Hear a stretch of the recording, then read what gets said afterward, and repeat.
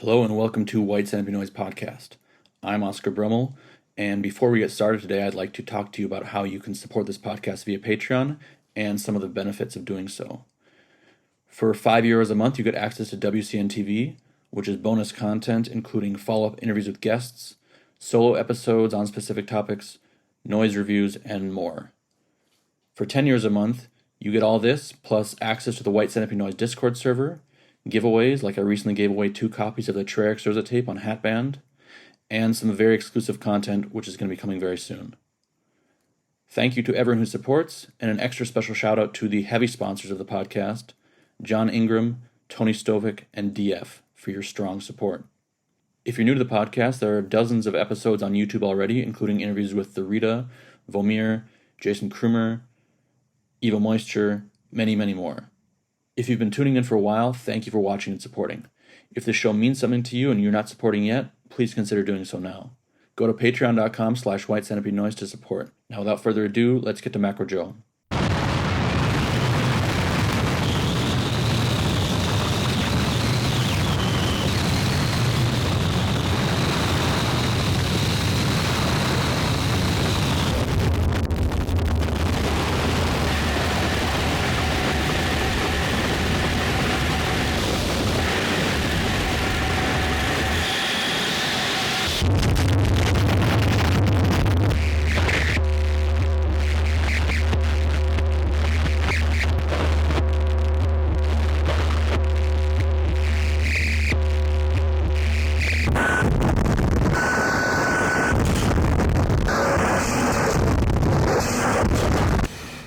Hello and welcome to White Centipede Noise Podcast. Today my guest is someone who, I use the word legend a lot. The word legend gets thrown around a lot, but today is a real legend. I've had legends on here before, but let's just say this guy takes the cake. Mr. America Noise, please welcome Joe Roemer of Macronympha. How are you? How are you, Oscar? It's good to see you. Joe, thank you so much. It's a pleasure to have you take some time with me and answer some questions. So just kind of jumping right into it, I was wondering if you can kind of just tell me from the beginning the Macronympha story, like how it all began and, you know, the run you guys had and into now. I mean, I think everyone wants to know the full story, and you know, if you're willing to start at the beginning, if you're willing to also share a little bit about beforehand, you know, like a bit about your background personally before that all began. My cat's going crazy. Yeah, I'd have no problem with that. Like I said, I started out like, you know, like anybody else pretty much that went into this curious about electronics through like being in a punk band. Like in the 70s when electronics changed from all analog to like, you know, the Boss pedals started coming out and digital stuff started happening and, you know, our very crude digital stuff started happening.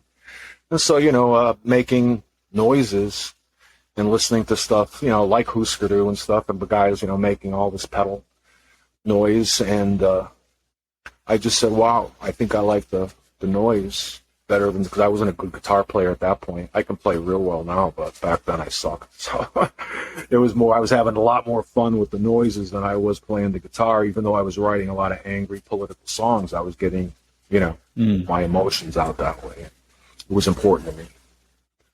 But yeah, when I started doing that, then, you know, when I moved here to Pittsburgh, it was like 1987. And I met Liz, and, you know, being one of the first cutting edge colleges on the internet, we had access to lots of information everywhere. So I started, you know, getting into the futurists and reading everything that I could about all that. And then all the people that, you know, came before with the Oppenheimers and all the electronic people that invented synthesizers. And then I saw movies that I'd seen as a kid that used a lot of this equipment. And it was fascinating, you know, soundtrack people that had used that kind of equipment. And then the Japanese guy like Toru Takemitsu, who had done Japanese films and had done all this Foley type Hollywood, you know, sound backing type work, but in Japan. And so, you know, when you get into the sound creation part of it, then, you know, Liz, I was able to learn a lot of that. And, you know, there was a good scene here. there was already a few bands here. There was like the P Children, and there was Minoz and V, and and I started listening to some of the stuff that was local, and then I met Ron, and then right after I met Ron, I met Roger. So through the catalog of Triple R, I learned a lot, because by then I was wanting to hear like Merzbow, and I wanted to hear K2, and I wanted to hear Incapacitants, and Eric Lundy, Boy Dirt Car was a big thing back then. John Duncan, I met John Duncan. We met Dan Burke from Illusion of Safety. I thought some of that stuff was really, really well done, and Dan kind of showed me a little bit of the trick of using contact mics on metal and the different pitches with that, and that was just phenomenal stuff they were doing back then. So that's how kind of I got into it, and then it just, once I met Roger, I had this very brutal, very energetic approach, and Roger had the more cerebral audiophile approach, where he could do looping with reel-to-reel tape decks. He knew about Digitech space echo machines and different looping stations, and he was doing all this kind of looping work.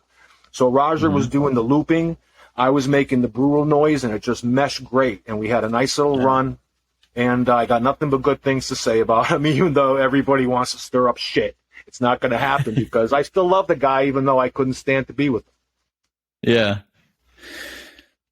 So Macronympha began in 91, correct? Like, right, 1990. 1990, I was kind of like on my own until I kind of met Roger.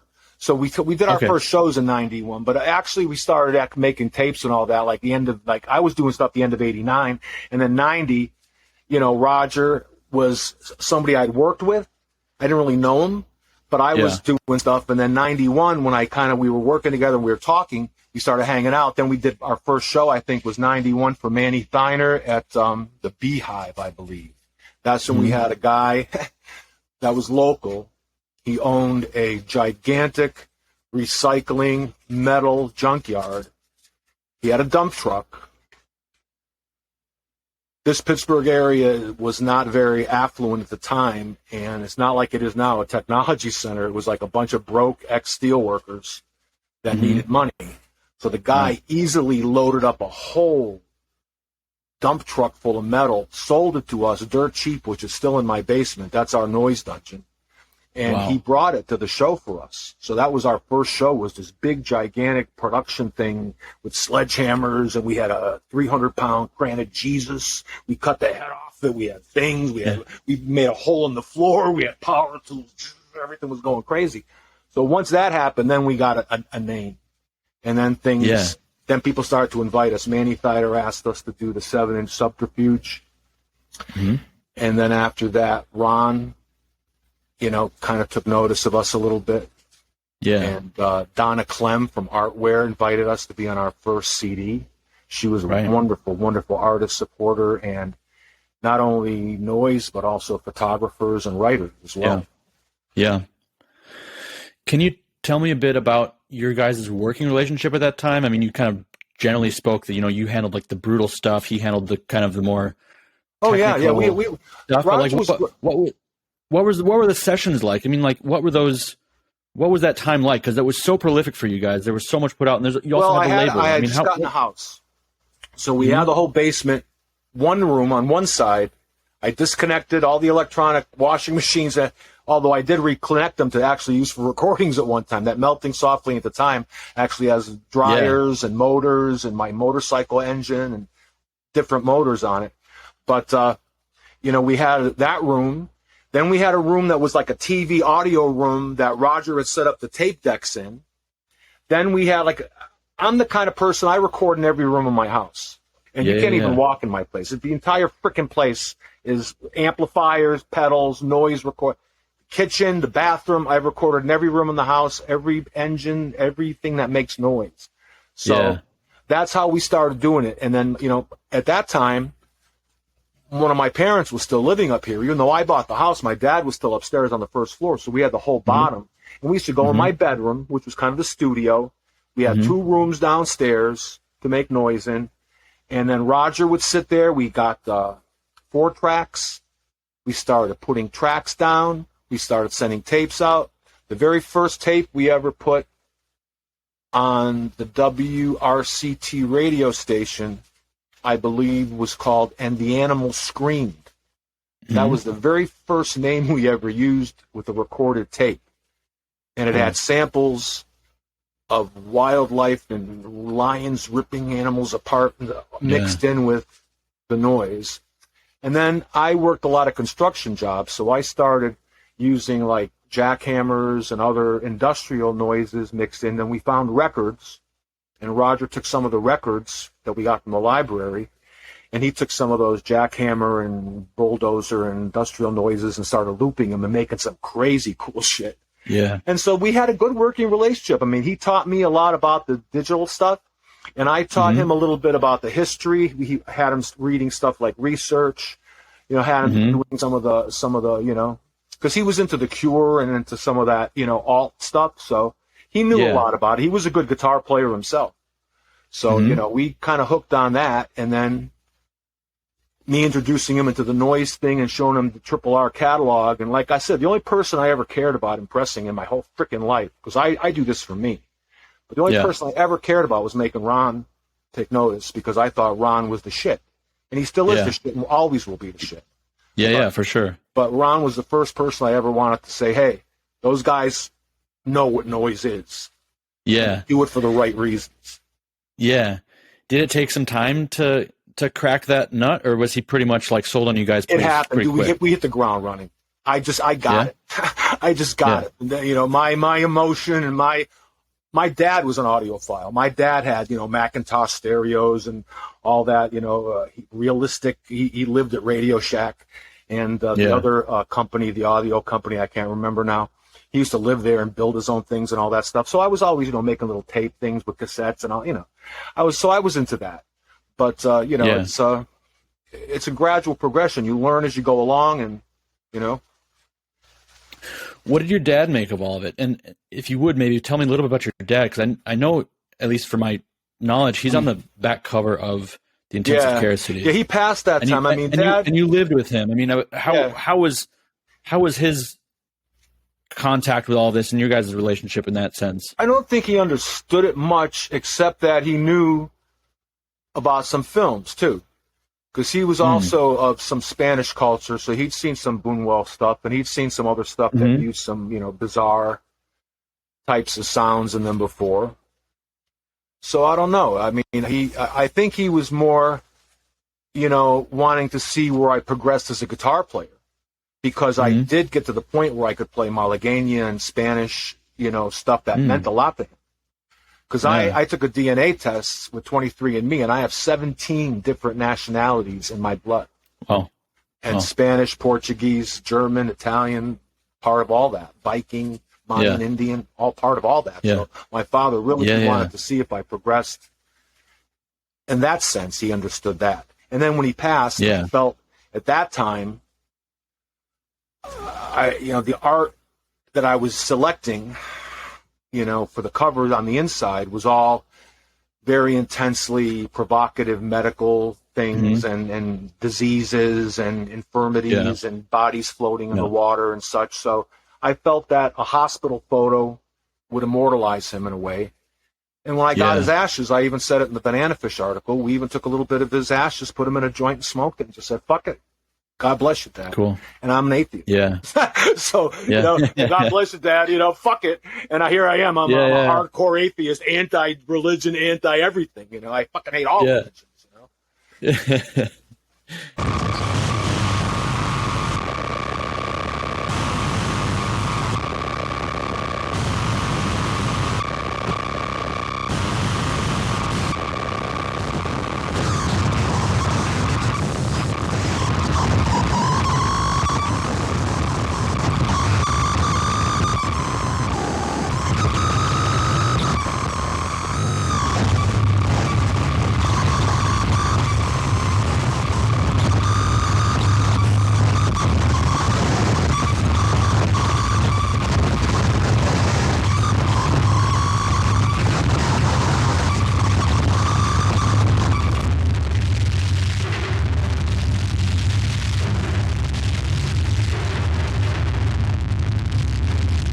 Barstool Mountain 3 CD, out now on Absurd Exposition.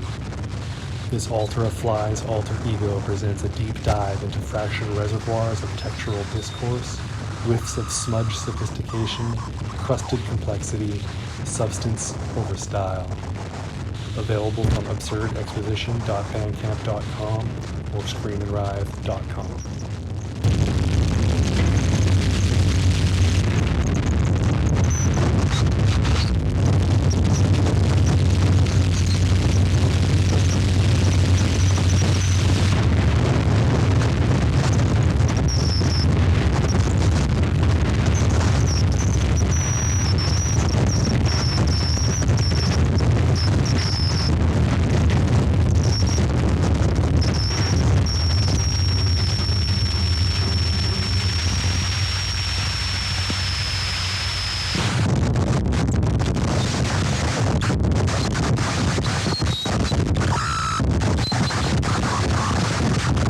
Prose Nagge is a label that detached from the American tape scene when tapes became a fashion statement for poor interior decorators, providing titles with zero shelf appeal that stay in stock.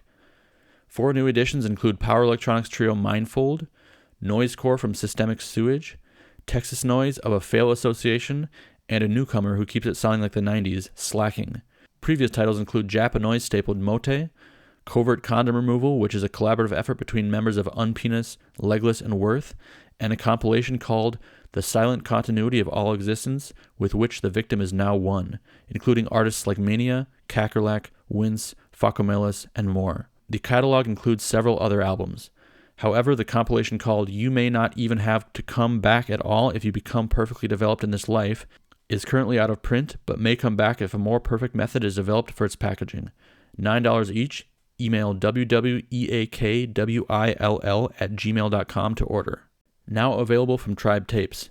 Bestattungsinstitut, Alkaline Hydrolysis cassette. Reworking of 1993's Posthumous Cremation cassette by Sigmar Fricke, also of DSIP. A beautifully compiled package of death industrial and clinical blown-out ambient. Tom Elliott, Human Heartworm cassette. U.S. industrial noise and psychedelia from this long-standing alum of Michigan and American tape circles. A wrenching return to form. Mastered by Grant Richardson of Hex Audio Labs. Also available, Smell and Quim, Nativity Colostomy CD. K2, Hybrid Dub Metal Music Vinyl LP. Jen Ken Montgomery, Endogyny CD. Clem Perry, Les Plus Belles Valses CD. Available at tribetapes.bandcamp.com. So how did the work as Macronympha kind of meld in with the work as Mother Savage, the label? You know, Mother Savage was the label, but we met when we did our first record, and we met Neil Herzinger from Graycom. He was a genius drum programmer. And I'd had a primitive drum machine, and Roger was using these Rolands.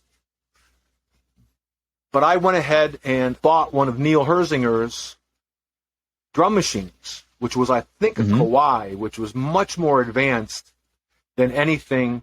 And he programmed some of it for us so we could start making our own. And that's how we got that one track. And then Mother Savage became more of a, okay, let's incorporate the electronic beats like a Splendor Geometrico. We had a lot of inspiration from that metallic rhythmic thing. And then we wanted to incorporate some of the other hand-done, like maybe you would think of stuff like Crash Worship even, you know, stuff with drumming. Sure.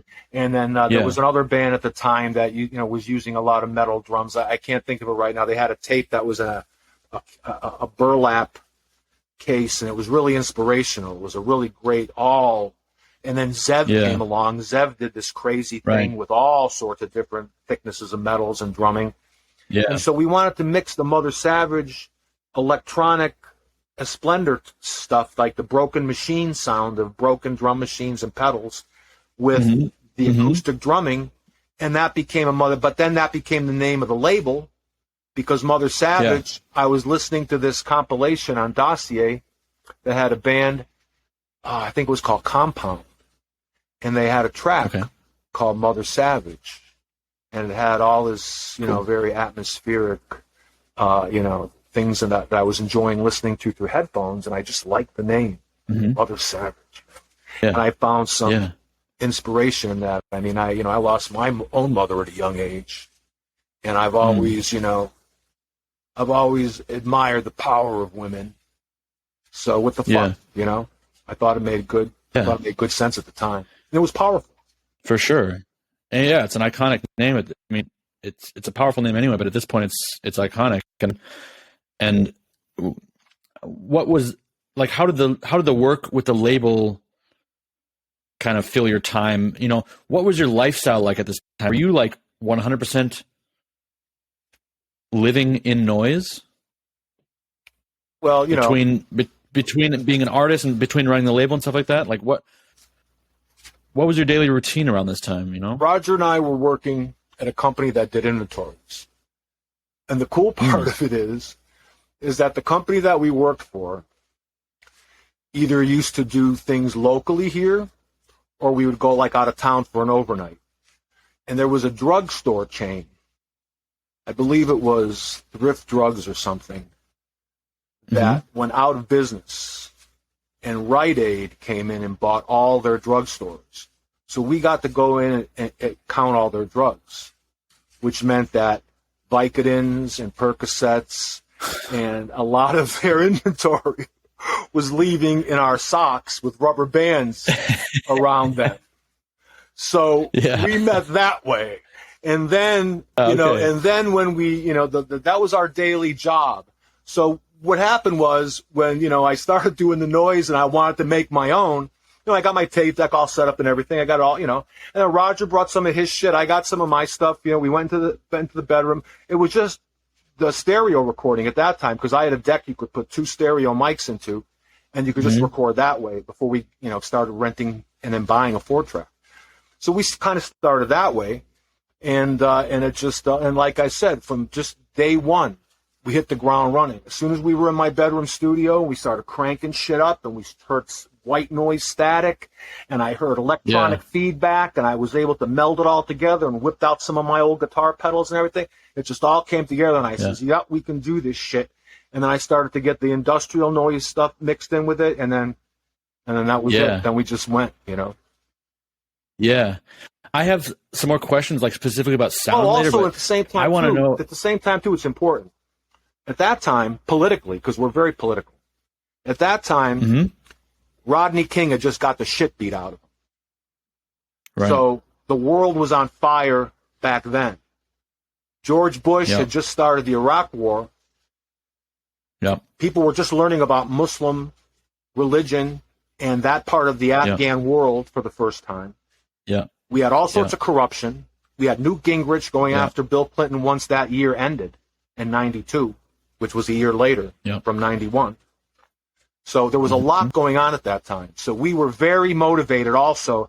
I would come home angry, pissed off, fucking just go downstairs, beat the living shit out of the metal for a while, and then go ahead and Roger would take that, and that's what turned into something like Pittsburgh. Because that looped metal sound, it's the sound of, I mean, it doesn't work for everybody, but in my case, rage is my motivator. I mean, I'm intellectual and I know the technology behind, waveforms and sine waves and all that, but for me, my energy comes from anger. And I'm angry at everything. I'm angry at right-wing politics. I'm angry at our government. I'm angry at not feeding poor people. I'm angry at how stupid the fucking world is because we have so many resources. We're killing the planet. We're not feeding anybody. 4 companies control every fucking thing in the world. 10 families in the United States control all the money. Yeah. I'm always angry. And that's what's always motivated me. Yeah, it's sick. It's hard not to be angry. You can only tune it out to not be angry. That's the only way you can really so that's what's always been my raison d'etre, if you want. Yeah, I hear that. What was then the Japanese connection? Well, okay, I have a question that I want to ask you later about sound, but it just kind of like came to me now, and I really think it's an important question. Macronympha has kind of what now is identified as the American noise sound, this crunchy, heavy, blown out sound that many, it's kind of established a new thing for it's established a very important kind of a genre within a genre. Or sound of the genre. Were there other projects or artists or at that time that you were also hearing that in and kind of being inspired from, or did that kind of just come from itself? I mean, I'm not a professional on the history. If there were other American harmonic groups at the same time that were also working in that realm, but I mean, were there others that you were kind of drawing that sound inspiration from? I think I can explain it best this way. The transition came from, like I said, everything focused on the Triple R catalog. So Ron would have like his top 20 releases listed. Many of those were names that were American, but every now and then he would have the K2, the Incapacitants, the Haijo Kaidan, the Hanatarash. Yeah. He would have that mixed in. So he had some compilations on cassette. So as soon as I heard K2, as soon as I heard Incapacitants, and then a little bit later Merzbow, I knew that was, and the Japanese sound, people I don't think realize this, but I think that the Japanese sound became more intense than the European sound and the early American experimentalists because they had to live through the freaking horror of seeing flesh melted off bone when we bombed them. No other country has had to experience that kind of population horror and a genocide in that kind of way. So I think their intensity, their anger, their inner, because they're very quiet, manneristic people. So I think that this noise was an affirmation of their strength and power. And I think that when the Japanese came out, wow, that took noise by storm. It was more intense than what I was listening to at the time, like Le Syndicate, the French, really inspirational. Le Syndicate was probably one of my biggest inspirations. For sure. Love it. Entre Vif, another outshoot of Le Syndicate. Yep. Okay. But then when I heard like Mon Brutes and all those other bands and the compilations, Soulmania, K2, then I said, that Japanese stuff is coming. It's angry, but it's angry, and they're using a very specific type of approach. The Hanatarash were very different. They were acoustic and but a lot of the electronic guys like Endo and some of the guys, cut up approach, electronic pedal. Yeah. So I felt that American noise needed a bunch of different things. American noise needed their intensity, because we're intense sons of bitch, too, Americans. Yeah. And we have, at least me, we have so much going on media-wise that we need variety in our sex life, in our reading life, in our visual life, in our media life. We need variety all the time. My big trick, Macronympha, if you want to know the truth, is I never do the same thing twice. Never. Even when I'm recording, doing a lot, never. My pedals are never connected the same. I never have the same signal chain. I never keep things at the same volume. I use different amps all the time. I go out of my way to change up all the time. That, I think, is defined American noise. American noise is the intense, harsh, but it has to be different. It can't just be the same thing, the same approach, the same, the same type of manipulation to create your end result. I think that the variety goes a long way. And let's face it, sometimes we've had a few dogs. Sometimes what I've tried hasn't worked out. I'll be honest.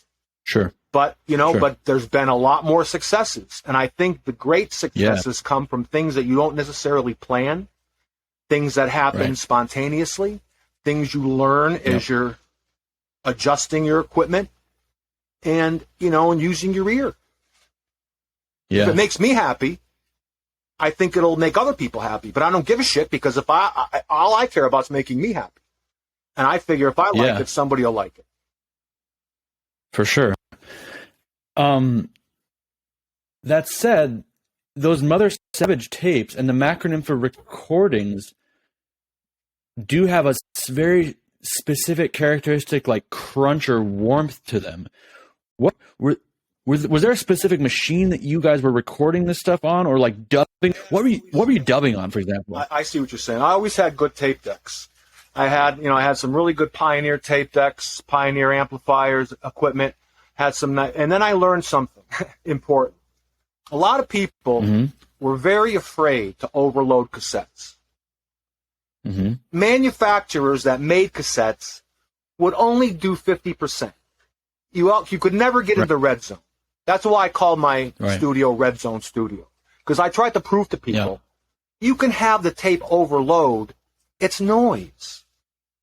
It's not going to be that. And if you want to see it, you can actually study it on an oscilloscope to prove it. Right. So you can overload those tapes.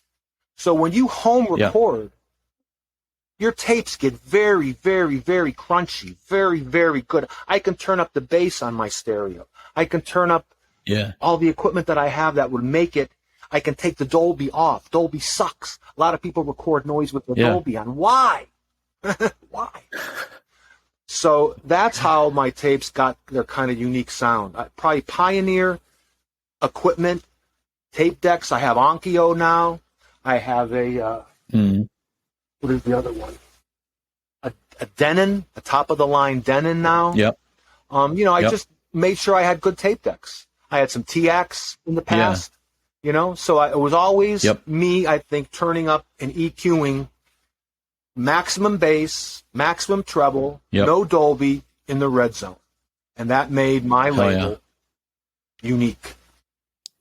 Yeah, for sure. sure. CDs came along and everything got all this crystal clarity. And you don't feel CDs in your guts and in your balls like you do a record or a tape. Yeah.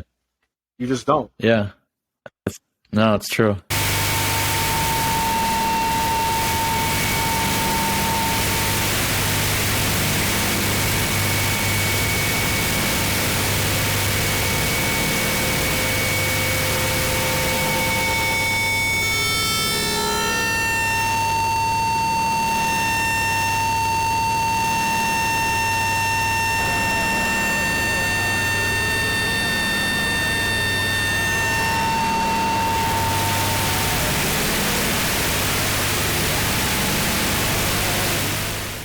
New Forces is proud to present the first in a series of CD box sets, reissuing the catalog of Hands 2, the legendary recording project of artist Jeff German.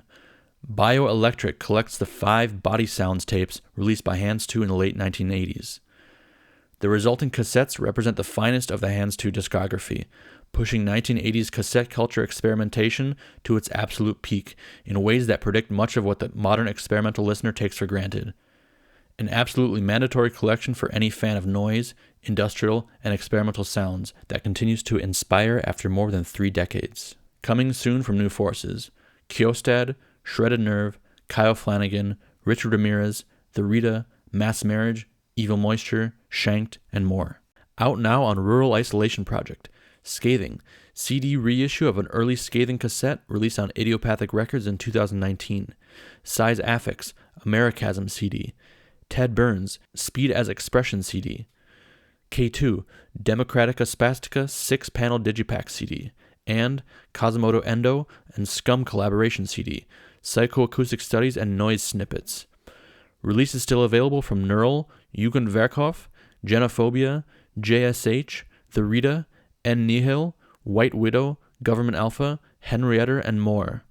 Select titles available from White Centipede Noise, Skeleton Dust, Screamin' Writhe, Satatuata, and Cold Spring. Now available on Oxen Records: Dressing, From the Body to the Door CD. Dublin-based artist Kevin Kerwin, sounds in the vein of Hands 2. Purgist, Heatsink CD. Oral Atmospherics, Waterlogged Drones, and Weather-Beaten Pulsations. Other titles still available: Scum and Unsustainable Social Condition, Necessary Downfall CD. Leah P., Surviving the Familiar CD. Systemic Sewage and Unsustainable Social Condition, All Available Weaponry CD. Available at oxenrecords.bigcartel.com. You have collaborated with a lot of people outside of just Macronympha, either like as a musician, also with the label, many also great, amazing artists. But, a handful that kind of come to my mind are people that have recently deceased. And I was wondering if you could maybe share some, or not recently deceased, some are longer. But I wonder if you could share maybe some thoughts about working with Keith Brewer. Mm-hmm. Keith was a his own person. Keith was a good man. Keith was a good man. He misunderstood sometimes. I understood him. I mean, you know, we all have vices. We all have dark thoughts. Keith manifested some of his in real life, like I have, and he, you know, did some of them artistically. I think it was always something where we both, when we worked together, tried to achieve the same extreme ends of a result that would both shock but educate at the same time. Now, he did it in a little bit different way. I did it in a little bit different way, but it was a blast to work with him.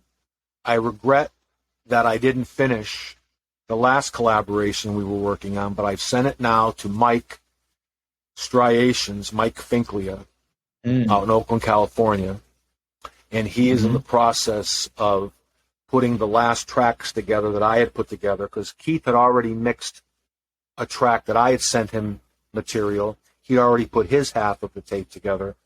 I had his material and my material that I needed to left and right channel together. I hadn't done that. I'd gotten a job like in the early, I think it was 9/11 happened. It was like 2001, 9/11 happened, and then, you know, things got crazy for about a year or two, and then jobs changed and everything, and then I forgot to put the tape together, and then, of course, you know, when Keith passed, it was too late by then. But I think it'll be a very, very good result. I think people will. And like I always tell people, I never wanted anything exploited by that, because I got so many requests. Oh, do you have anything from Taint? Do you have this? Do you have that? Do you have anything from... Right. And no. You can't make any money off me, off Keith. So Keith was a blast to work with. I mean, you know, I've been privileged. I mean, from the start, you know, I had the Japanese, you know, legends, if you want to call them that. You know, whatever. For sure. But you know, I certainly don't consider myself a legend. But I got invited to do some, like CCCC. They wanted to play with us when they came to America. So I mean, you know, I had Mayuko and I had, you know, Fumio, who was in Incapacitants, you know, and he was very respected. You know, he said, "Oh, Makalo, we know you, we like you." So that was a big plus for me, because I respected them so much. So yeah, you know, that awesome. That meant a lot to me at that time. What about working with Shohei Iwasaka from Monobrew on the MXM? Can you talk a little bit about MXM, because that's a favorite of mine. Yeah, that, you know, I mean, God, I'm still sad about that. I mean, you know, great guy. And when I first got those Gross tapes and heard his stuff, I mean, I thought, whoa, you know. That was the same time I think I had gotten an Entre Viv tape, and, you know, the offshoot of the Syndicate, and I got, wow. I just couldn't stop listening to it. And you know, when we got into contact, we just hit it off right away. We were both motorcycle riders. We both had, you know, fancy motorcycle helmets. We used to both go crazy, you know, drive at 140 miles an hour like idiots. You know, so we both had that bonding, you know, and then the noise just came. You know, he sent me his harshest stuff to remix. I sent him my harshest stuff to remix. We came up with some weird imagery, because at that time, pedophilian things were just starting to get into the mainstream, along with transsexualism in the mid 90s. And you know, I was always a champion. I have so many LGBTQ gay friends, and I've always been hip to that, you know, that struggle for people to find their identity. And I've always tried to help people with that. And I'm a man, and I don't care. People say, well, you know, why are you so friendly? You know what? Fuck you. If you're not friendly to those people, then you have an issue with your own masculinity or whatever. It's all bullshit. For sure. Know? Yeah. So. Yeah. What about working with David Gilden? Because you released, you know, kind of one of the classics of American harsh noise, you know, Texas Chainsaw Dope Fiend. And, you know, it's an amazing recording. And it also, you know, has, I believe it's credited as edited by Mother Savage, something like that. Like, you guys maybe had a hand in it. Can you talk a little bit about how that came about and how it was working with David? David was just, he was a wonderful guy, but he was a troubled soul. And we would get letters back and forth. We must have exchanged, like, I don't know, maybe a dozen letters going each way. You know, I wrote him a dozen, he wrote me a dozen, you know, and every time I would get his letters, it would be like, you know, this and that. But it was always, he would always appreciate he had the noise. The noise always meant a lot to him. He was into the noise, making the noise, but he had so many personal demons that would creep into the conversation as well. And when he sent me material, I mean, he almost sent me, I think, like almost 2 hours worth or something. And some of that turned into some of the slave labor stuff. And then some of that got booted away because, you know, I think a lot of people know the story that I had some extra stuff. The guy from, I don't know, was it Trash Ritual or something? That Morrison guy or something? Chris Morrison or something? Yeah. Some guy, you know, he had some of my my masters. And then Rogers. We don't know the story. We don't know the story. I'd like to know the story. He came to, after like Noise, the No Fun Fest, after he met me like at the No Fun Fest, I think for the second year, the 2006 year, when Roger and Tim came to play. He came to my house about 3 months after that with a pregnant girlfriend, and he was living in Maryland, and he had asked me, he had put my Viper tape out, which was a tape where I ripped apart an Ibanez RG guitar that I had kind of like fucked up anyway, so I just ripped it apart and recorded it all. And then he put out a thing from Coxine Investigator, which is a project with me and Ed Buchholz from Fuck Telecore. Telecore was a great Pittsburgh band also. And and so, you know, so I just trusted him. He said, well, I'm going to, you know, honor you with a big box set of some of your MSNP releases. I gave him about 8 or 9 master. I think I gave him the collaboration with Crawl Unit, Unit M. I think I gave him the one with Cocky SP. I think I gave him the Anal Drill from Ramirez. I think I gave him the Blister Pack. I think I gave him the Rend.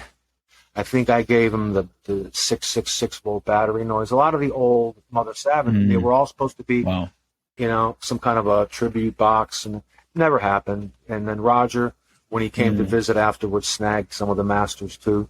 And then some of that slave labor stuff wound up, you know, out in the public.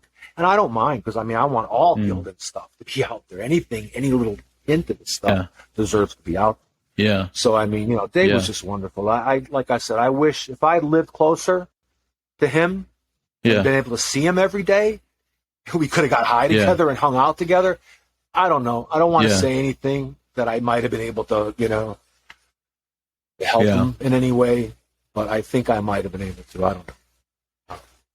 Yeah. Yeah. So a lot of your, contact in this kind of scene developed through letter writing, and you know, you're kind of notorious for writing like epic letters, like, you know, back in the days. Oh yeah. Who were some of your biggest writing partners, and did you have also people who were like just as receptive and writing as just as much in that time? Oh yeah. Like, well, you know, you have to understand, I started out my career as a journalist. That's how my first degree. I have 2 degrees. One in the arts is in English and journalism, and I worked for newspapers and magazines that, you know, until I moved here to Pittsburgh. And then my second degree is a science degree in botany and horticulture. That because, you know, I'm a expert in growing the best weed you ever want to smoke. So yeah. So that's how I started out with, you know. But writing, you know, I was asked to write a few magazine articles for like Relapse and their magazine when they start. So, you know, I wrote that, and then some people started writing me because of that. Some people started writing me because of how we started the label. Pretty much Mother Savage label got off the ground with Noise War. Pretty much. Right. That was, you know, that's kind of how I got the impetus to start a label where I made 80 to 100 copies of things. Because up until that point, we were making like maybe 40, 50 tapes, you know. We used to go to the local store. I think it was called, what was it called? The Pathmark or something? Or Farmore, Farmore drug chain. We used to go with like bags from Farmore that were empty. Yeah. And we put them in our pockets. We'd go to the tape department, and we'd snag like 100 cassette tapes, put them in a Farmore bag, and then walk out the door like we had just bought them. Wow. So that's how we got how Mother Savage started, was like, it was, you know, nefarious. Wow. And we did that and I wrote covers and stuff. And then I remember it was the guy from Vital magazine reviewed one of our tapes, and he goes, your tapes are very simple. He goes, they're very, very conservative. And I go, we're not conservative, we're very liberal. And he goes, oh, they're very conservative in the packaging. You need to do more. And I go, okay, well, we got to get the tapes for free then. If I'm going to spend $2 at Kinko's to make really nice covers, then I'm going to have to get free tapes. Right. So Noise War was the first time we ever, contacted a company in Chicago. We bought the tapes. We went and had professional, covers made. We put the money in to get all the different, all the Witkin. We bought a book, a Witkin art book, and we got all those images, Joel Peter Witkin, and used a lot of those. And we got some stories. I had a book called The Perverse Crimes in History, a very good book about the Berbers, the Egyptians, all the different perversions that little princesses would tie their lovers up with, their balls up with string, and then soak them in wine and make them drink wine until their cock burst, if they cheated on them and stuff. So we had all those little stories to share, so we put that in Noise War. Yeah. Then, of course, we got branded as Nazis for a while, which was kind of ridiculous, a person like me. Yeah. And then, so that's how that's how we kind of like did that with the label starting. But I don't know what we were talking about, but I think we were back in a circle. Yeah, that's awesome. No, I'm gonna play. I asked some Patreon supporters of the podcast who are on like the White Centipede Discord. It's kind of like a message board that we have. To submit a few questions. So I have a video question that I'm going to play for you right now. No problem. Hey, Joe. It's Taylor from Screamin' Riot, Absurd Exposition. First of all, I just want to say thank you for contributing some liner notes to the Neural Initial Shock 25th Anniversary CD reissue. Your enthusiasm for the project and your obvious respect for Alan and his work really helped get that project along near the end there. And I know Alan really appreciated your words as well. My question is, are you still banned from Canada, or why were you banned from Canada? I know this is like a question you maybe won't want to answer publicly in a public forum, but I know you mentioned some of it briefly to me before when we were talking on email. And it sounds like maybe it's like a sort of funny or interesting story. Just to have that tidbit out there might be cool. I don't know. That's it. Thanks. Oh, well, I was banned from. Okay. All right. Back in 1981. Oh no, I was still in California back then. I think it was around 82 or something. I went to this, it was like, all right, around 79, I went to this Heatwave Festival in Canada, which was like this big Pretenders, B-52s, this big, new wave concert thing. So I met some friends. So like back when I got back from California in like I think it was 1982 going on 83, they have something up in Canada around the 4th of July called Canada Day. So I got really bored with our 4th of July celebration around my hometown because I was living in Massachusetts. So I was able to just book up from the Amherst, Massachusetts, Northampton, Massachusetts area, up north, go into Toronto, have a good time. So I had my motorcycle, and I'm up on my bike, and I got weed, and I got all this shit. So I spent a couple of days at Canada Day, go to all the Molson, all the Labatt's, tents, get drunk and shit. Hang out at the lake. Yeah. There's a lake there. All these bikers are parked around the lake. Maybe 200 motorcycles. Well, the Hells Angels were there too. So I guess one of the angels, because I was gone from my bike for quite a while, I guess one of the angels up there, because they were Canadian angels, they weren't American angels, they were Hells Angels from Canada. They must have thought it was a cute idea because maybe at that time, I don't know, the big thing was cocaine in the early 80s.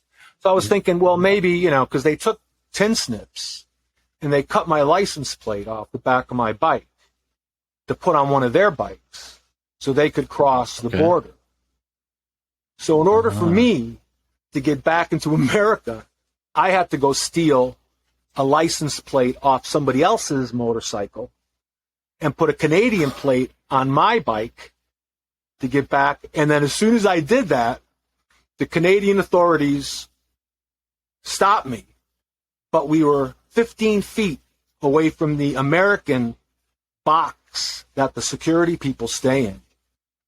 So when the security guys saw me sticking over the line being questioned by the Canadians, they come running over, they grab me and my bike, and they pull me over onto the American side, and they say, he's American. He's our problem now. And they arrested me, took me to jail. My dad had to come and haul my bike away because I couldn't drive it. It didn't have a valid plate. But at least I got back into the country. So I doubt very much, because they had my Social Security, they had my license, all that information. I doubt I can ever get back into Canada again because, it's going to be, I guess, I don't know if it's a felony, but I don't know what the fuck it was. Yeah, I guess they don't play with some of that stuff. No, that like I said, that was a weird moment, to tell you the truth. I was surprised to all of a sudden get yanked over onto the American side when I was on my bike, Yeah. just like saying, what the fuck, Crazy. So outside of the intense relationships with letter writing that existed. Oh, like Grey Wolves. Grey Wolves, we used to call back. Condom used to write me all the time. Rodolfo from Old Europa Cafe, Emmanuel from his label started writing me. A lot of Japanese started with perfect English. I mean, they put some of our American students to shame. I mean, some of their letters were just beautiful. Yeah. I mean, some of the you were talking about deceased people. Some of the letters I got from Ob were just incredible. Wow. What a smart, deep thinking person he was. Yeah. He had some things he told me, and it was almost like poetry when he wrote. You still have an archive of all those letters? I wish I did, but and they might even exist in my home somewhere, but my house looks pretty much like the World Trade Center after it fell on the ground. So, good luck finding it. Okay. Okay. Well, at least we can hope that they're in there somewhere. Maybe they're buried. Maybe Liz will find everything after I croak. What I want all my friends to do is to come and sort through all my things, give her fair value for everything, and then just take and let the world share it. I mean, no point in letting it rot, just come up, because I'm old now, so. You look pretty good though. You look you look pretty healthy, I'd say. I mean, I'd say you got a lot still in you, I'd say. Hey, I was in the Army. I've always been a workout guy. I played football. I've always been a beast physically, but I've had some hernia surgeries. I need to have another one done. I put that one off that I told you about, so I could have this whole summer to myself. But I still have to probably have a second one done by winter. You don't live forever, but I have no regrets. I mean, who wants to live forever anyway? Yeah. Even the immortals and Zardoz got bored with it, Yeah, for sure. So then tell me some of the more intense, physical, real world experiences you've had through noise then. Like I say, a lot of the noise scene often is quite secluded, we're kind of these little islands of people scattered all over the world, and we communicate via, letters or nowadays via email, even social media. But what are some of the more intense, performances or recording sessions or meetings with other individuals in the flesh that you can tell about? Okay, I have one story that you may enjoy. Liz, as an employee at Carnegie Mellon University, very well respected one at that. She was assistant dean of fine arts for her last position. She was one of the people that were able to introduce me to the people at the radio station WRCT. And at that time, Ed Buchholz was working there.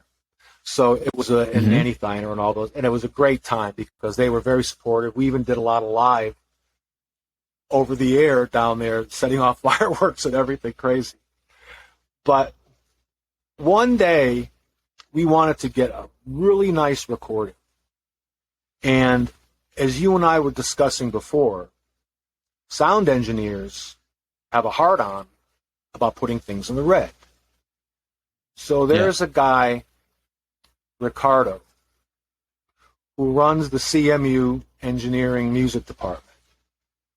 So Liz arranges for us to go and record a 60-minute tape there.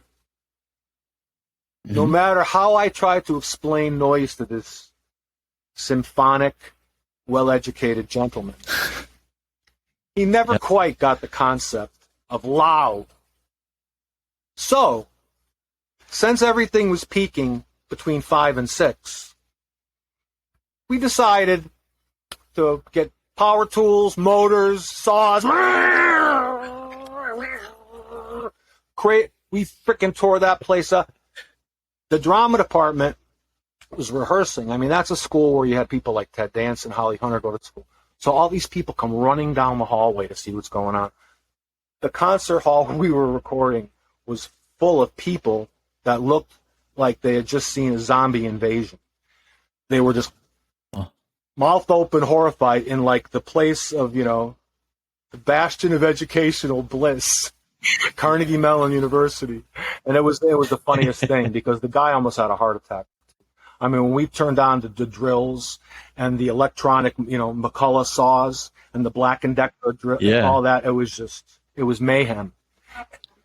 And they thought the roof was going to collapse. So, were you actually like drilling against? We were Well, when I went at that time, in the building, or were you causing actual damage? But I bring a lot of metal with me everywhere I go, so I kind of use the metal as a shield. You can take metal barrels, you can take metal plates, you can take metal grates, and you can abuse the heck out of it. You just have to watch yourself that something spins, doesn't cut off you, or that sparks don't set something on fire. But that's why I said I like to do everything different. Sometimes my live performances are very well thought out and calm and more academic if you want. But sometimes it's just how I fucking feel that day. And if I'm pissed off, I'll just tear the shit out of it, and it's cathartic. Because a recording for the studio or a recording for a specific purpose is much more planned and it's a much more it's a much more structured type of thing. Yeah. What about that tour you guys did together with Macronympha, with Cacklerlack, with Nolan Throop as a member of Cacklerlack? Or as a member of Macronympha? No, Nolan, we didn't really tour. In what was that, like 2007-ish? Yeah, no, I don't think we didn't really tour. I think it was we went and did a show at the Jason Krummer invited me down to the No Future Fest, I believe it was, the No Future Fest in North Carolina. And we went to that. And Jason hooked us up there because we had gone and done another show with him after that. Because we were on our way up to do a show in Philadelphia. And we had done another show, and he had joined us kind of for that. And Jason, Jason, was a good contact at that time. I think he had moved out to San Francisco after that, and then I think he went over to Europe for a while, didn't he? And I'm not sure that Jason wound up. But Cacklerlack, Nolan, I think now he's in Sweden. I think he's getting ready to get married. But we did that split album. He has been in Sweden for sure. Yeah. What was it playing with? I mean, what were those shows like? I mean, I thought you guys did a handful of shows together. I don't know, unless he did some stuff with Roger. I don't think we did a handful of shows together. I think we did the Philadelphia show together. We did the New York show. I think we did and we did that one in Baltimore. I think we did the one at the Maryland Art Space show, maybe, because that's where Nolan's from. Nolan's from that Baltimore area at the time. So he played with us, I think, the Baltimore show. I think he played with us at the Philadelphia show. Maybe the North Carolina show. But it wasn't really a tour. Okay. It was kind of like I started out going down to North Carolina, and then other shows kind of followed, because we were out. So, I mean, when people hear that you're out, you get invited to do other shows, or you can set up other shows along the way. What about some of the other members of Macronympha along the way? I mean, maybe can you talk a little bit about Liz Fox? Because I know she's been credited and involved in Macronympha for quite a long time, and of course she's been very helpful in setting this up. Well, she's my wife pretty much, and I said that she kind of was responsible for getting the information chain flowing to me. So I could actually read about the stuff and participate in the online community, which was at that time called Alt Music. And it was Mason Jones and it was some people that had been into, the Japanese gross label tapes, and had just started talking a little bit about it. So Liz was very influential in getting me the background of what I was drawn towards. Because, I started making it, but I didn't know how to study it until I started reading about it and learning, because I had some, basic knowledge of, like I said, the people that I'd studied, like the people who created synthesizers and music soundtracks and things like that. But I hadn't really, gone too much into like the, the futuristic or the Dada history of anything. So, that helped with that. And then she became part of the performances. Like when we went on tour with CCCC, we had her and Roger's girlfriend, and, they were wearing, minimal amount of breast augmentation. And they would, help beat metal and play with us. And we went to Ohio together, and we did shows together. So Liz has been helpful with that. On some of my recent One Dark Eye recordings, like I said, I've just for the first time, I've never had a synthesizer before. I bought a synthesizer a year and a half ago, and so now I'm showing her a little bit how like to, assist me during some quiet performances if I do some of the quieter performances. Because I like the loud Macronympha stuff. But around here, you might get invited to do an art gallery type thing or a bookstore type show, and that's not appropriate to bring, a ton of metal with me. So Sure. I try to do quieter things like the One Dark Eye shows every now and then too, or I do my Viper. I just did a Viper solo guitar show. Viper's very cool. Kind of like Boris, Japanese fan. Yeah. Starts out, guitar-y, then gets noisy. Yeah. What about like Tim and some of those other folks that have been involved? Like Tim was a wonderful. Tim was after Roger left, and Tim was a wonderful person. I mean, I don't know if you know him. I don't. But no, Tim was a wonderful person. He very interesting, and he was very into Japanese culture. I mean, the real deal Japanese culture. I think he wound up marrying a Japanese woman. He studied the language. He took jujitsu and other types of combat wrestling and grappling, and studied that. He was just a very talented person. He understood about where you could buy things, because up until that point I was like buying things like wherever I could find them. And I think he turned me on to Musician's Friend for the first time, the big catalog that they had. And, and he showed me how he was able to order pedals and get stuff delivered right away. And so Tim, when I started swapping all sorts of sound sources, and he was just wonderful to work with. I mean, I had some great conversations, even not just letters, but even on the phone, because we used to speak on the phone quite a bit. And Tim was just a super talented guy. Yeah. I mean, one of my big disappointments was after I invited him to the to play with us at the the No Fun Fest in New York, was that he kind of dropped out of Noise. And then you get a lot of people that criticize, like, I mean, Macronympha has been through, like you said, it's been through Roger, it's been through Tim, it's been through Leo. Some people like Chris Goudreau have sat in. Some people like Nolan Throop have sat in. Right now, John Grimaldi and Henry Rial sit in. I mean, but everybody's always got an opinion. That's why I never spend any time online. I really don't care what anybody has to say, because okay, so some of the releases here and there, they're not Joe, they're not as strong, and but you know what, they're releases.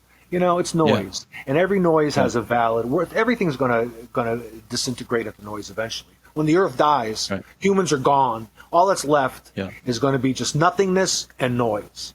So, Yeah, for sure. And so I know you don't want to stir shit. I don't want to stir shit either, but I'm curious, can you tell me about Roger's relationship and what the status of it is now and what kind of happened there and how you guys drifted apart? Yeah, I got no problem with that. So let me grab a joint here. Yep. Yeah, I have no problem with that. Like I said, when I met Roger, I thought, what a gifted kid. I mean, there's quite a bit of age difference between the two of us. When I met him, I was already 30-something, like 30 years old. Roger was 18, 19. So, we both taught each other quite a bit, and I thought the relationship was great. I enjoyed hanging with him. I mean, we sometimes, being together wasn't the greatest idea because both of us are pretty crazy. And so sometimes craziness would result out of the crazy. I remember one night, he taped knives to his fingers, and we were like, antagonizing some guy that I worked with. And I remember that we used to go and get into fights in bars, with people and do that kind of thing. So, so we had that kind of relationship where we really helped each other intellectually, but we also had the ability to do wild shit too, and to do thievery too. Like the day that we got the 300-pound statue, of Jesus and the Mary that went with it. I mean, that kind of thing, So we did, and then once we got stopped by cops, and because we were in Roger's car, Roger's dad worked for the government, like as a nuclear regulatory commission or something. It's something really serious. Wow. So we got stopped, and the cop looks at Roger's license and looks at the registration and goes, "Oh, you guys can go. You guys can go." And we had the Jesus in the back of the car. We had pockets full of pills and drugs and weed and every beer. We had a case of beer in the back seat. Cop just let us go. Wow. I guess that's the privilege of being white. That's white privilege right there. That is big time privilege for sure. It's a textbook example of white privilege right there. Yeah, absolutely. Crazy. So what happened between you guys, or what went wrong? Well, I'm not going to get too much into it, but all I'm going to say is that ever since I was a kid, I took every frickin' drug in the book, okay? And I never had to have a person take care of me. I am independent. And if you can't handle your shit at a given time, I just can't hang. So at that time, we had a situation after a show.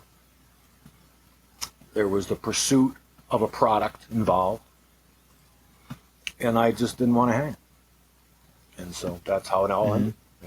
I'm an adult, and I thought that he was being a little bit childish, and I admire him. I have total respect for him, and that's all I'm going to say. Sure. Okay, got it. Kind of going back now to the question I asked about, this crunchy sound.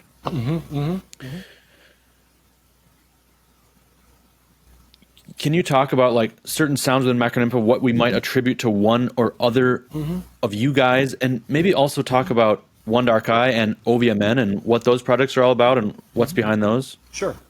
I would say that, like I said, if you listen to early Macronympha, like if you listen to the stuff from 91, 92, 93, 94, up until the time Roger left in 95, when you hear things like the looping tracks of One Dark Eye, when you hear that live greatest hits, the big joke about live greatest hits is that there's nothing live on it. Live greatest hits with the naked woman on the cover is my tribute to Roger. Those are all his loops on that CD because they're there because after he left, that was the last of his material before Tim started working with me. So I wanted to give Roger his last final glory. So I made that CD, called it Live Greatest Hits. I was hoping always that Roger would come back to, to Pittsburgh or whatever. But, like I said, I have no... he left in 2005. I didn't see him again for 12 years. Wow. So that's why we, I guess, kind of didn't mesh that time because we'd both grown in different directions. And, meeting somebody crash for the purpose of doing a show and then not even talking. I mean, I'm not even going to tell you what he did at my house, which was very disrespectful, which I would really want, anybody else would have fucking got this, like, right in his fucking teeth. But, so that's all I'm going to say. But do you guys have contact these days? Do you think you guys could ever? Not at all. I don't miss at all working with him. Like I said, he had his sounds. I have mine. Like I said, he had the loops. He had the nice, the audio file. He'd take the reel-to-reel stuff and and manipulate it. He borrowed a synthesizer once, an Ensoniq, that he had from his girlfriend up in Edinburgh, and they made some good tracks back then. And like I said, he had his Roland sampler. And that's kind of how he does his noise, since 2006 and beyond. I would imagine, because that's the time I saw him last. So, But that's how, he his sounds can be differentiated. My sounds, like I said, my sounds were always, the metal banging, the crunch, taping every motor in the house, taking and fucking with everything, slowing it down, speeding it up, layering it, not layering it. A lot of my stuff is recorded just live, what's in the room. Some of my stuff is 2 tracks. Some of my stuff is 3 tracks. Some of my stuff is like tracks that I put together from something I recorded lately with something I recorded years ago. I try to mix it all up because I hate to have so many releases out there, and I hate to have too many things repeat. There are Macronympha sounds, though. I mean, there are sounds, from some of my... Yeah, that's what I wanted to ask about that, too, because there are certain sounds that are like almost samples, like source sounds that you can kind of recognize in different... recordings, like certain build up, this one build up thing, there's certain ones that it's like kind of an Easter egg. I'm just like, oh, there's that one, But I'm going to tell you something that's pretty disappointing, okay? And this is what I've learned, is that I probably have had, I'd say, over 500 pedals. And I've tried every single thing that you can do trick-wise with recording. And I think that I probably would have to read books about it. But I think there's a limited amount of sounds. Seriously. I mean, if you take, the waveforms, the 4 basic waveforms, and you take frequency, and you take oscillation, and you take the different vibrations of, of transcendental waves and different types of waves that are created, some with air, some with springs, some through electronics. There's only a finite number of sounds. Sure. So whether you're using, a Ibanez tube screamer for your guitar, or you're using, a Fender blues driver, you're getting a lot of the same sounds. Even though things could be wired differently, and you do, like I'm thinking, there's a finite number of electronic sounds. So, a lot of the things I prefer to use, I repeat. Because, like you say, I recognize them as my own sounds, and I enjoy those sounds. So, I'm adding them into my stuff as I'm creating them. But I'm thinking that, as much as I try, that's why I bought a synthesizer, because I think a synthesizer mixed with some other effects are going to give me some different things, but not necessarily measurable sounds that you can actually on an oscillating screen see that they're different. So to your ear they'll be different. Right. And I just don't know if there's enough variety, which is why I always didn't really care for creating things on computer. I don't create anything on computer, nothing. I actually revel a bit in playing my amps. I mean, Damn.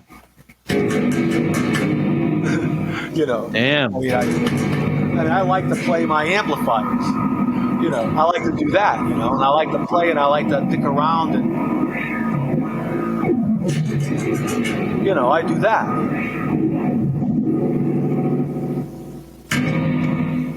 So that's what I do. Now, I don't. Can you show what you're playing? Are you able to show what you're playing? No. Down there? Those are all my tricks. Let's put it this way. I told you Dan Burke showed me the beauties of playing contact metal. Yeah. Let's just say that. Okay. Yeah, okay, cool.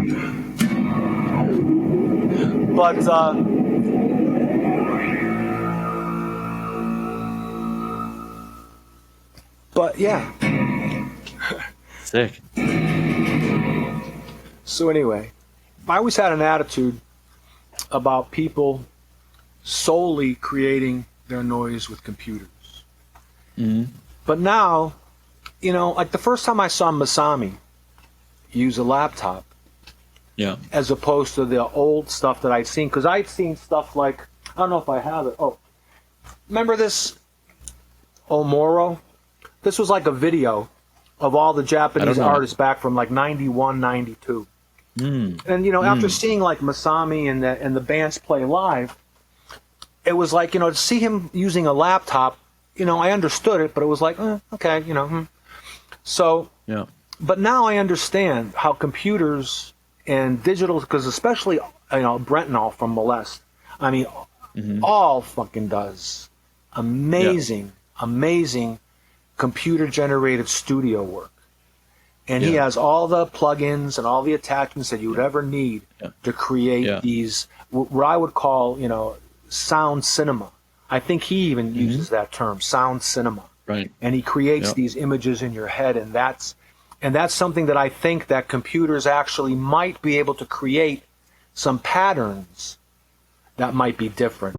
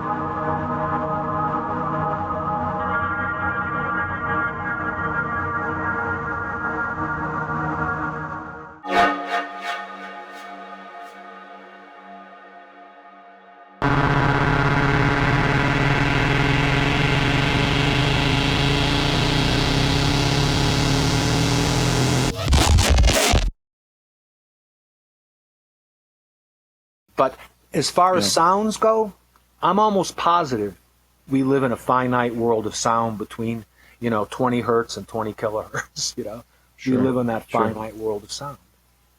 Yeah. Yeah, you might be right. Another question kind of related to what you're talking about that was submitted by a person on the Discord is, he has two parts. Hi, Joe. My question is, I have two questions, but the first one I would like to ask you is regarding how you conceive of yourself as an artist. Because I think within Harsh Noise, you and Macronympha are unanimously considered legendary, or at least important to the genre. Do you think of yourself in that regard, or is that difficult for you, or are you able to... I would love to know where you're at with that when people refer to you as legendary or important in this artistic movement. Whatever, man. It's like, that's what I say, whatever. I mean, that's for you people to say. It's not for me to say. I don't think that I do anything more special than any other artist who has a real commitment to producing something pure. I mean, if it's pure and if it's good, people are going to find it, because if you, like I said, if you like it, they're going to like it. I've never sat down and said, I'm going to create something for the people. Everything I've created has been for me. So if I'm recognized, that's fine, but I don't live with it. I don't live it. I mean, whatever. My second question is whether or not you have a piece of gear that never leaves your setup. Aside from sheet metal, is there something that is indispensable to you in terms of how you create your sound? Thanks. That Sun amp, that Sun Alpha 112 amp. That's my macro sound. If I have a macro sound, pretty much everything I record goes through that. So no matter how I record it, everything pretty much goes through two Sun amplifiers. And like I said, I also, besides playing my pedals, my effects, my different tricks that I use layering, I also play the amps. And I really like playing the amps. The amps, I've always started that way, and I like playing live amps. When I do live shows now, I'll take my rig and I'll DI that into the box so it goes through the PA, so I can have my 5 or 6 pedals that I use, because I don't have 20 or 30 pedals for my live rig, just about 6 that I use.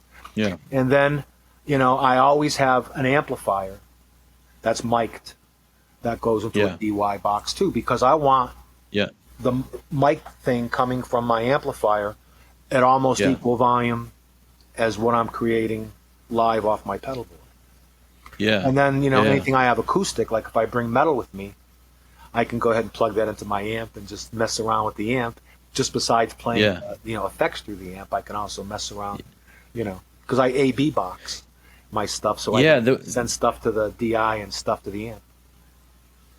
I've seen you play live once I saw you play live in Portland, and I've also seen several videos of you playing. That was a very stripped down. Yeah, that was a little bit of a stripped down. But you rock with the all borrowed equipment. But you always have the amp, right? You had the amp though. I think you had the amp, Marshall, and you always rock with that amp. I think it was a tall Marshall amp that I had. Yeah, I was able to play with that. But that amp.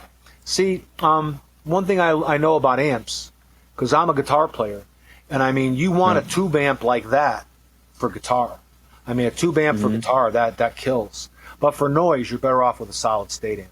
My two Sun amps are solid state amps, and you get much more dynamic control, much more sweep when you're creating and passing noise through it, much more response through a solid state amp than you do through the tube amps. The tube amp kind of warms and gives the brown sound to everything, you know? So are there certain artistic principles that you specifically hold yourself to and follow?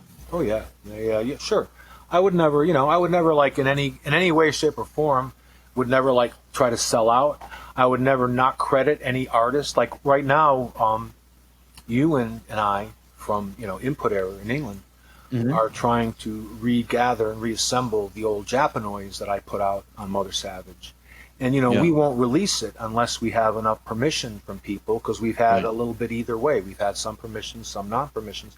If we get like 8 out of the 10, because 2 have said no, I think 4 have said yes. So I think if we get enough, like 2 more maybe people to say yes, we'll actually go through with that. So there has to be ethics.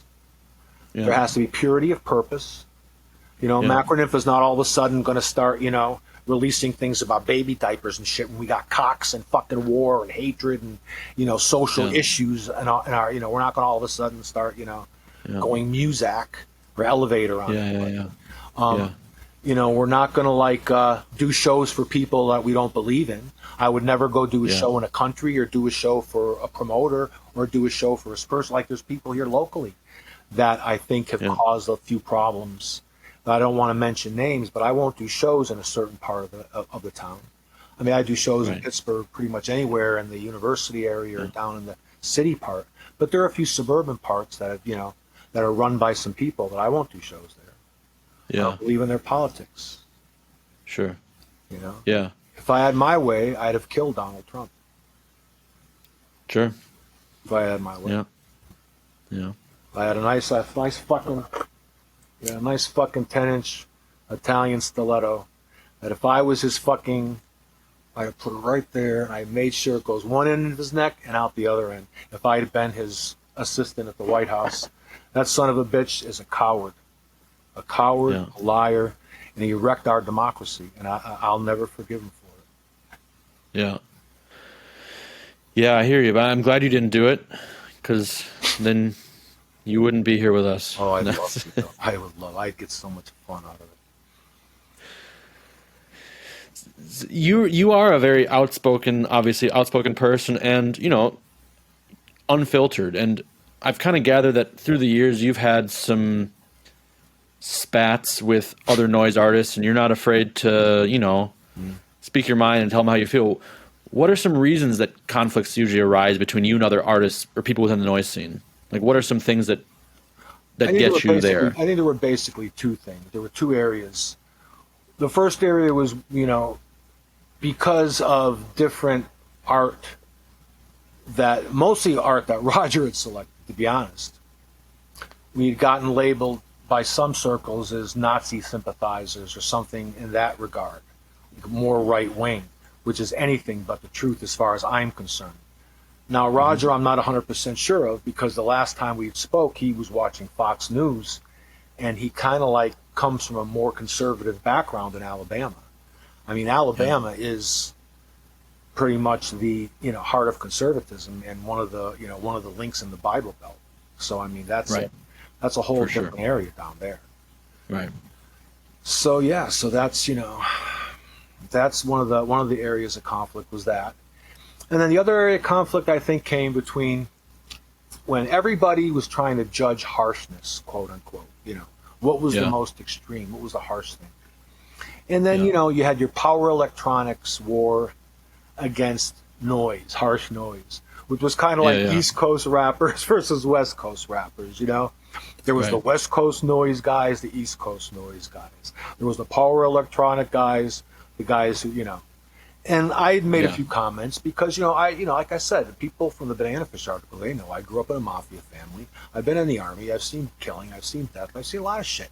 So, I mean, I know I know what the real deal is. Let's put it that way.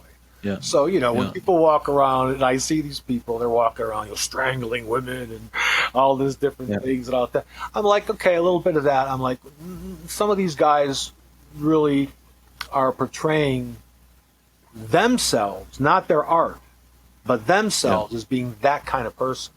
Now, people like Michael Contreras from Death Squad, he actually cut himself and did some extreme things and bled and did some physically intense things to himself. And that, that's the real deal. I mean, I myself, like I said, have been exposed to things, but, some of that stuff became conflict when people would say things about, power electronics are so much better than noise. And then I would respond, well, fuck that. I think noise is good. And I don't have to brag about killing women because you know what? You couldn't. Like all the hookers I know would take a razor blade and slit your throat. Yeah. So that's the reason why I went off on that thing. Those are the only two real areas of conflict I think I ever really had. Within the scene. Okay. Pretty much. And,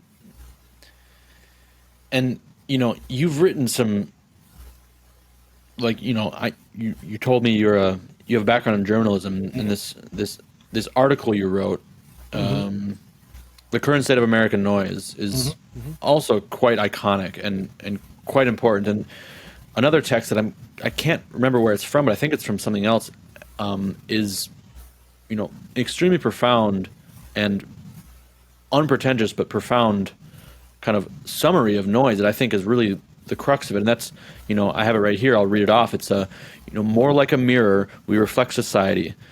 Some things you might not ordinarily look at. A dark and perversely twisted photojournalism.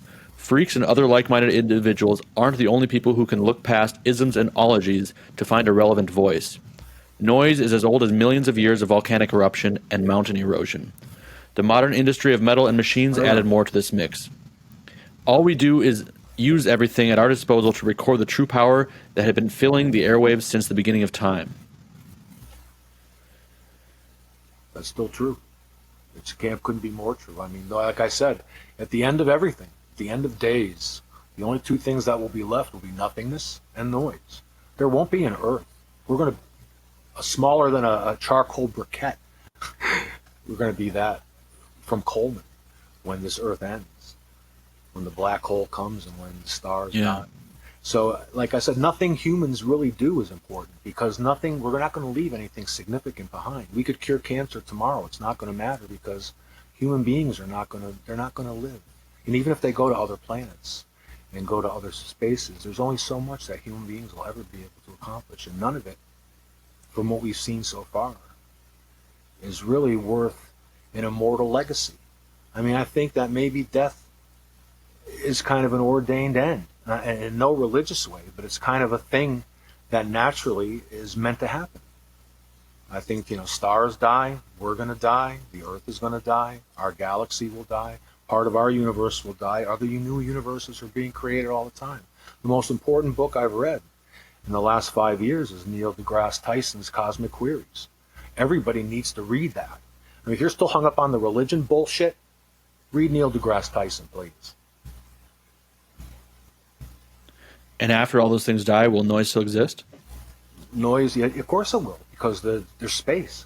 I mean, space is a vacuum, and we don't hear the noise in space. But right now, actually, with this brand new telescope, that Deep Space SETI, the Deep Space Science project that has always been trying to intercept radio waves and other electronic communications from deep space, that was never ever confirmed. We never really got any kind of transmission that was significant. The Hubble telescope never picked up anything like that. This new telescope, however, has picked up some pulsations and some sounds which actually might be from almost the origin of the universe that could be some type of electronic communication. So that's worth looking into. But there is noise. Of course there's noise. There's noise like if there's volcanic activity and there's erosion and that on Earth, there's certainly meteor crashes and everything in space. So Just think of the reverberations of one meteor crash when the asteroids hit each other. That noise must carry for... But then space is a vacuum, so who's actually going to hear it? Like if a tree falls in the forest, does it really fall? Who hears it, right? That could... Exactly. Yeah.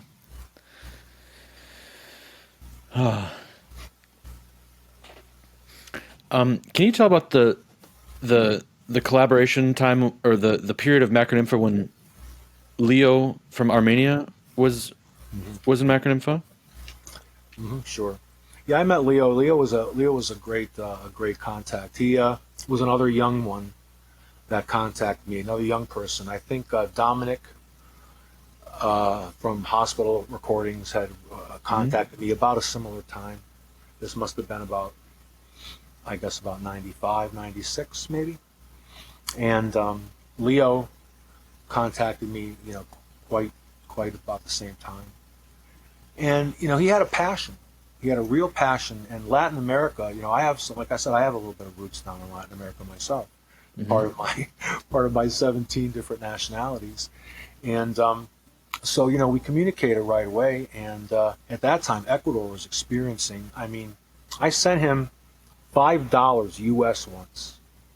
And for the $5 I sent him, he was able to get a meal, a hooker, weed, send me back to America, weed for himself, and a hotel room for the weekend. Yeah. So this was about, the middle of the night. I think the Brazilian dollar was worth like 1 cent or something, so, and he's Ecuador, so that's even a worse economy than Brazil. Yeah. So when I met Leo, things were like desperate, and you could see it in his work. His work had an intensity and had a thoughtfulness, and the art packaging and his friends that are artists, they really put together a very. So when I, couldn't work with Tim anymore, it was a natural. Leo had already become almost like a family member. So writing back and forth, that was another person that I communicated with quite a bit with letters. And when you learn someone and learn their internal way of thinking besides what they produce as their product or their art, their merch, you kind of like a person. So I felt that the fit was right at that time. And I know there's a little bit of a debate. Are the macro releases with Leo, are they legitimate macro releases? That's not anything that anybody needs to really worry about except me. Got it. Yeah. Right on. Is he? What's the current constellation of? Oh, what we're doing now. We got we have this project here, Amplexus, and it's a brand new. Amplexus is the sexual mating position of frogs, and it's a freaking awesome project that Leo and I are going to start because I promised Greg at Dada Drumming that I would exclusively feign any offers from any new Macronympha releases until 2022. I'll be doing one for Victor with Leo back in 2022, but for the next, for 2024, excuse me, 2024. Okay. So for the next 2 years, from 2022 to 2024, there will be no other macro releases than the stuff that's coming out on Dada Drumming. Okay. I'm doing a recording for Old Europa Cafe, which a lot of it's already finished. I need Brentnell and all to go ahead in the studio and finish the final mastering for me. But he's pretty busy during the summer, so I'll probably wind up sending it to him in the fall. And that will be that Macronympha project. But that's why I branched out to do some OVMN and some One Dark Eye recordings, because I want to honor my commitment to Greg to just have, he's putting out a live Macronympha album by the holidays of the performance we just did in June. And he also has, I think, about 30 or 40 hours worth of stuff I recorded for him last year that he's going to put together maybe 1 or 2 releases from when he can get production and edit. And because he just sent me a recorder and said, fill it up, and I did. I've gotten so many different varieties of styles. There's cut-ups, there's metal, there's every little variety that I do. So there's going to be quite a bit of work for him to piece together what he's going to release as an album. Cool. Which Macronympha release are you the proudest of? Oh, I know. Those are all tough. I just, I don't know. I guess, Or I mean, what you're I think talking I don't about even want to limit it to one. I would like to hear three, maybe three that you really are like. Those are the Okay, well, that's a little. I mean, of course, everybody's going to always, put Pittsburgh as the highest of all. So of course, Pittsburgh is, that was Yeah. probably, and then of course, I mean, intensive care. The CD was one I worked on. That's the kind of intensive care was actually the title, not just of my father's condition in the hospital, but also, the amount of work put into it. I think I spent 72 straight hours without sleep or eating or anything, just editing on the 4-track. So some of those tracks, and then Patrick wasn't satisfied with some of the initial tracks that they weren't quite, because I think I had repeated something, so I had to cut some stuff out, and then and so I put it in, made all the tracks different, and then that took a lot of work, and then I don't know, Melting Softly into Time always comes back to me, because I had to run through every part of my house to record different motors and different things and put it together, but that's a quieter one. But if you're talking about the bombastic stuff, I mean, Jesus, there's just so much that I just love. Yeah. I mean, I just love the heart. I just love it. But how do you pick a child? How do you pick your favorite child? Yeah. I had 3 cats. How do I pick my favorite cat? Yeah, those are for sure. Those are for sure classics. I mean, those are the three that I might name as like the crowning achievements, I would say. But and I interviewed Andy Bullis too. Of Evil Moisture a few weeks ago, and he also talked about his process of editing and tape splicing, and he also talked about that collaboration with Macronympha and Evil Moisture, the I forget. The tentacles of the octopus something. Exactly. As his, I think, proudest release, and he talked about his editing process there, the cutting. Is that something you still would approach in this way, like this? Do you still cut up in that kind of way? When he was collaborating with us, I was supplying most of the harsh, low-end crunch stuff, and Roger did a lot of the cut-ups. So Roger, I think, is probably underappreciated as a person who, after Andy, got into the cut-up thing, because Roger's fantastic at the cut-up thing because of how he puts his samples together. And, then Endo came along. Yeah. And then at the same time Endo came along, Chris Sickness came along. Right. And Chris Sickness, I think, is groundbreaking for the fact that he went modular. And he was one of the first people that did his cut-ups modularly and not just slamming down pedals on and off switches. So you have that kind of cut-up. So Andy's kind of cut-up was almost an original thing. I really, credit Evil Moisture. If you look at the Triple R catalog, Andy's was the first release like that Triple R had, was were his releases that did that massive, frantic, make your head spin around in circles cut up. And and then, like I said, and then Endo and Chris came along, and then but Roger was doing that too. And Roger was doing it before Endo and Chris. So so Roger was fantastic at doing that splash cut up stuff. So that's that style. It's not my style, really. I do it sometimes. Like when I want to play live sometimes, I'll have like 20 samples of a track that I can just go and just like go smash, boom, boom, boom, boom, boom, boom, boom. Just have that effect, almost like using a sampler. But I also like, but I kind of enjoy the live tweaking and the sounds and the this and the whole live event. Like I said, I kind of enjoy that. And then for the studio stuff, some of what I sent Greg as cut-ups.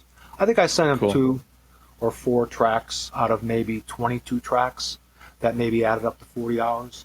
I think I sent about 22 tracks, 24 tracks total, and I think 4 of them are cut-up tracks. So not all the time. Yeah. I mean, I associate like the Pittsburgh LP, and I think it's even marked this way. Like the A side is like Roger mix, and it's like the more cut up, and then the B side is like this heavy, and it's that's like the Joe side. Mix. That's my and mix. That's what I mean. Exactly. I love that shit. I mean, that's also very, that's also very proto kind of American 2000s noise, and what kind of eventually developed into harsh noise wall, so to speak, with Sam McKinley. That's that sound the OVMN sound. I mean, can you speak a little bit about OVMN and what exactly that project's approach and goal is, and how that specifically differentiates from Macronympha? Well, when I heard Sam's stuff, I mean, when I put out, Noise War and then started to put feelers out to do follow-up type compilations, and I came out with Underground USA and Underground Canada, the Canadian bands were awesome. I mean, when Sam sent me stuff, and 2 assistant deputy ministers sent me stuff, but Sam's was unique, and I mean, Sam kind of went more for what Macronympha's most extreme crunch sound was. He had that like an static all the time wall of noise. Yeah. And so when he did tracks for me, I had to edit some of them because to fit the different projects. So I edited a few of his tracks, but then I kind of figured that this was going to be an all-out kind of like a thing type thing. So I really respected his work there, and I tried to help him get any kind of exposure I could or whatever, and tell people that he was good. And I think Patrick put one of his things out right away from self-abuse and all that. So so that was how I saw that wall of noise kind of develop. And then OVMN was always optimum volume, maximum noise. So I had the Macronympha variety going, where I always would like to have the dynamics of up and down changes, screeching feedback mixed with the metal, mixed with cosmic overload from the motors. But for OVMN, I figured, just take everything, turn it all up, and make it into crunch. Make it into almost, white noise, purple noise, red noise. You can see colors in noise if you really get into it. For sure. And so, I figured, let's just try it that way. And so I had some leftover work from Third Organ that I was able to crank, and that's the first one that comes in a case. And then, there was another collaboration. And then I just did one that was just leftover macro tracks just by playing with it in the recorder and coming up with that crunch sound. I think some of that was like reverse, some of it was slowed down. Now some of my tricks are like doing things like octave dropping and other things like that when I'm layering, So, but back then that's kind of how the OVMN started, as a more extreme version of Macronympha. And now, like I said, OVMN is more of a side project that doesn't really copy Macronympha. So it can be more wall of noisy, like the record I just did with Sam, the Rita, on purpose, because we just did a record and I made a wall of noise track. But my OVMN Land of the Zombies isn't really wall of noise. It's kind of it's constant noise. Right. But it's got samples of zombie voices. It has mechanical sounds. It has voices and sounds from the dungeon downstairs. It has, it has some of the metal. It has some of this, it has some of this stuff all mixed in with it, Yeah. So, I mean, that kind of stuff is, is into it. And it's kind of this kind of stuff constantly in the background. It's not like, beat you up, kill you noise, which normally would like be very brutal and very aggressive. This is more like this kind of noise is more swell. It's a little more quiet. So that kind of cool, awesome.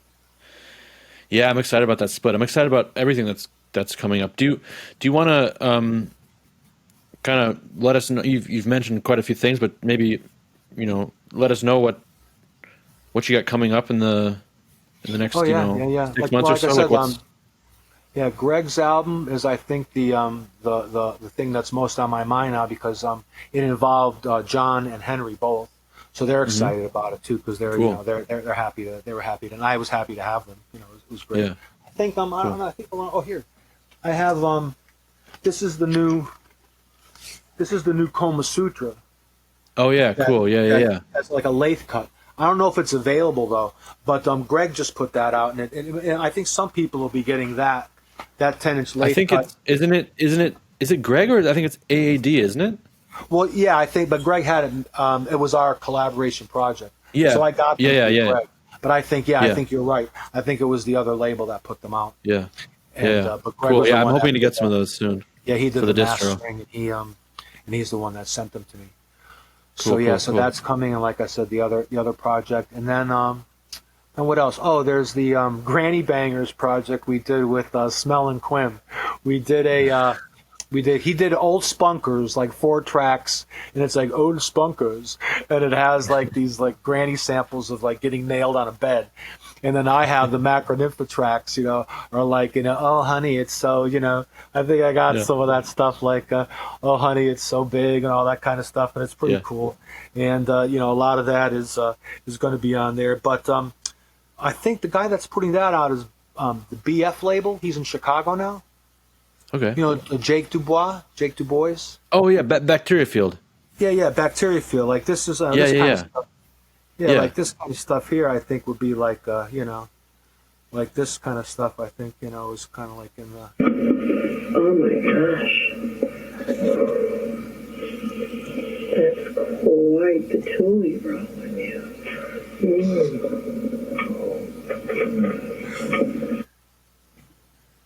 So that kind of stuff. Great. Oh yeah. Oh yeah. Oh God, fuck that pretty good. Yeah. Oh yeah, honey, you fucked that pretty good. Oh yeah, baby, you fucked that pretty really good. Oh yeah. Because grannies need love too. So we got that. So we got that coming out. Sex with geriatric people. The images are going to be real cool with that too. Some fusty stuff. And then let's see what else we got coming out. We got. Trying to think what else we got coming out. We got another project that I'm going to be doing with Chris Sickness. We're going to do something. We're going to do an album for Ewan. So after this Rita OVMN album is done, that'll be a macro album, and that'll a macro split with Chris. Oh, great. That'll Okay, be so like split. timed so that it doesn't interfere with Greg's stuff. Sure. Cool. And then what else? I think there's more Amplexus is coming with Leo. Then we have a project called Necrotica that I'm doing with John Grimaldi from Hand and Knee. There's a lot of great Pittsburgh bands out right now. It seems like there's a lot of stuff in Pennsylvania related. Slacking, a lot of those. Yeah, Slacking. Ramirez is in Pittsburgh now, and Werewolf Jerusalem and all that is here. And Jim from Fusty too. I mean, pardon? right? Jim from Fusty too is living in. Oh yeah. He mentioned to me like, because I mentioned to him I was talking to you, and he was like, you should do it in person. Like we could all, meet here in. Because I would love to do an episode of the podcast in his house, like checking out his collection, because I know he has a wild collection of noise and stuff like that. So he mentioned that, you, Richard, and him are all put together. On the way in my travels, I passed by his office, so I've stopped and seen him a few times. We've swapped stuff. He's cool. Cool. I saw him play live, too, when he played with Black Velvet Jesus when Striations was here in town. Yeah. He was on the bill that night. Yeah. Nice.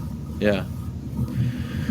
Can you tell me what your top 5 noise releases of all time are? You have this epic list that you posted in a magazine. Oh, I know. I know. You have this list in the magazine, top 100, and I know the top 100. I know. But can you just from your mind right now? It doesn't have to be exclusive, but like the top 5 noise releases for you, like most influential, most important. Stuff that I would probably I don't know, the stuff I would listen to now is different than the stuff that I listened to back then. So that list, it's kind of like when you write a manifesto. It's like, it's current for that moment, you know? And it's kind of like valid and rigid, and it's like almost like a mission statement for the time that you're in, Exactly. But as you grow, things change, Right. So your ideas change. You may want to say something different. You may want to continue to say things. So it's kind of that way too. So I really don't know those 100 greatest noise releases. I'm sure I would have a whole different set now, but it's hard for me to do that. Actually, I really can't pick that. That's something I really can't. I'm not going to force you. It's a question I ask every guest. I listen to so much that I really can't. I mean, it's like what category, what genre, what who, what, how. The most brutal, the most creative, the ones that I would like take on a desert island. There's so many variables. Yeah. What about some new artists or new projects or new releases in the past, of the newer generation that you're digging, that you think are worth checking out and people should check out? Well, I loved all of Tim's stuff. Tim's Stimbach stuff was like, that was a little bit of a newer generation than our first stuff that started. So when Tim's stuff and Chris's Sickness and stuff came along, that I thought was really top-notch stuff. And then after that, as like the 2000s got here and everything, and I started hearing some of the local guys here in Pittsburgh, that stuff that Henry and the Pittsburgh, PA Hypno Center stuff was really, and then John Grimaldi contacted me, and that stuff was awesome. Every now and then friends of mine would send me new recordings by Government Alpha and some of the Japanese folks that I had fallen out of contact with, like, even the Merzbau releases, and they were great. And then a lot of times, I catch stuff on YouTube now. So, a lot of times I'll look up and I'll see people performing, and, so I catch up with them that way. I love Brentnell's new stuff. That's what I'm listening to now. A lot of is the new, his new album, not just the Macrosonic, but his own individual albums. Yeah. I listen to a lot of that, and then for the harsh stuff, I listened to some of the striation stuff. Mike sent me something on his label that was really, really well done, and then he sent me some Astro stuff from Hiroshi. I listened to some Hiroshi stuff recently that was really, really well.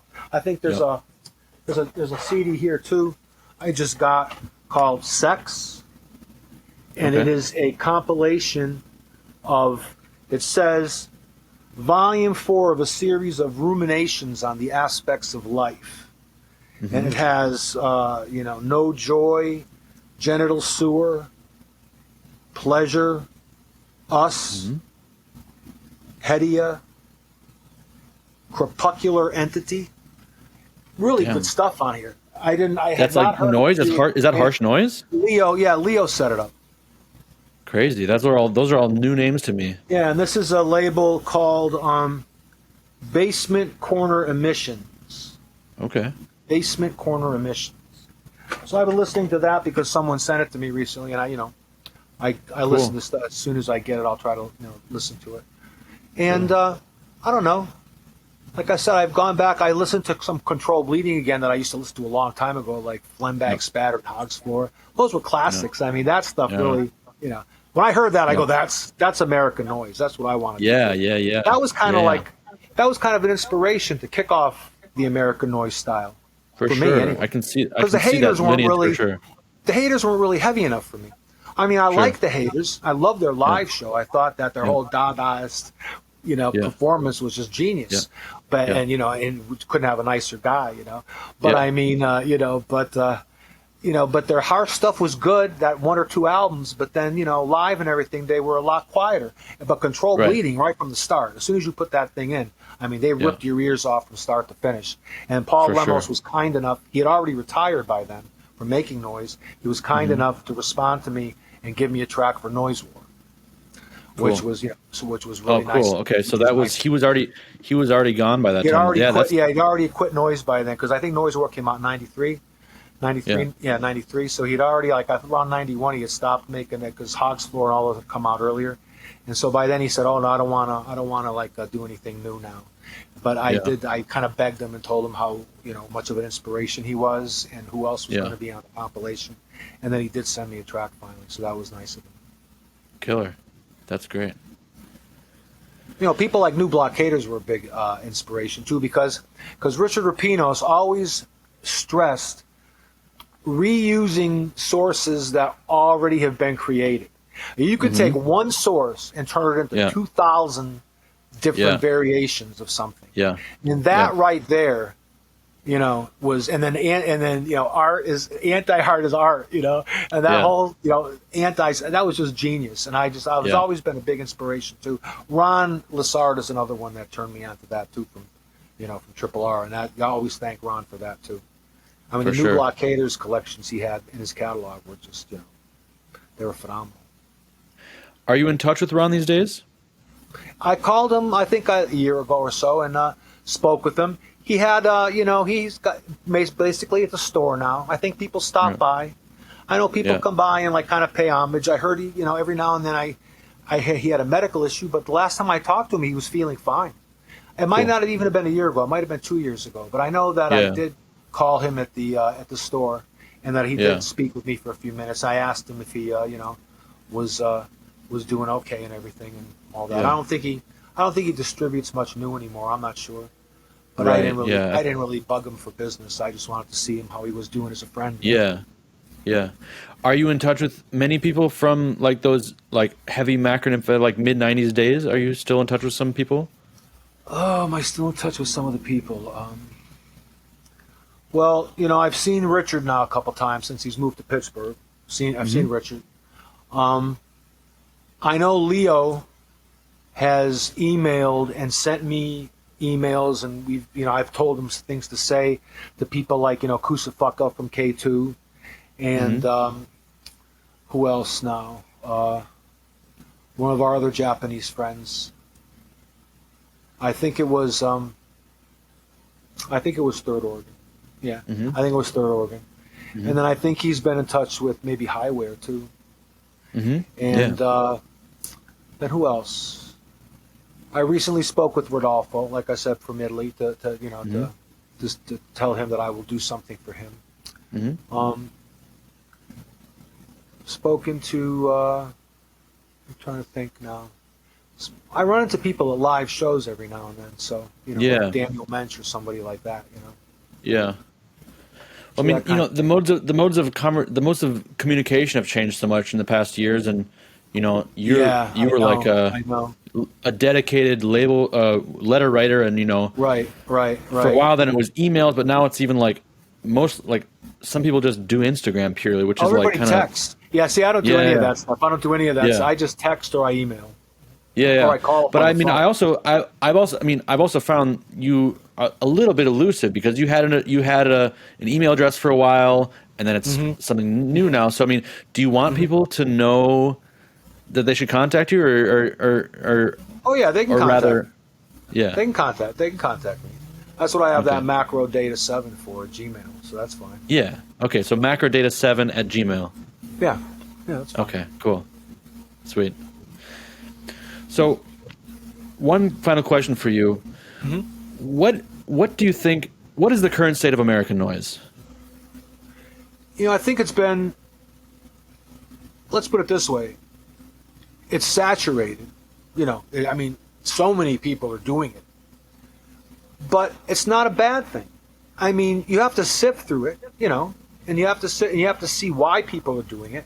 But I tell you, I've been impressed with some live performances I've seen, especially, and it's a funny thing, because the same thing's kind of happening in guitar music, but it's kind of like women, Women are playing some really hardcore shit on guitar, and really, really taking that, that cock rock thing to a next level, And I've seen some really intense female noise performances lately. Yeah. And I've pretty much been impressed. So if that continues, then I'm pretty sure that if that continues, I think we're going to be fine. I think people are going to get more comfortable in it. Minorities, immigrant people. I've seen more people. Everybody's getting into it now, and it's getting more accepted. And people don't know, because there's a name there, so they don't know who you are. Everybody's just judging people on the sound the way it should be. And that's what I'm seeing now. The younger generation is less concerned about who you are rather than what you're doing, and that I appreciate. But what I'm noticing though is a little bit of timidity or temerity, however you want to put it, to express their innermost desires and innermost feelings. I mean, there was a little bit of, I won't say political correctness, because that denigrates us liberals, but I would say that there's a little bit of I don't know, reluctance to make a stand for something, say something controversial, give an opinion, get out there. And that to me is sad, because part of your art should be revealing who you are, and and going forward with some kind of an inner drive, an inner energy.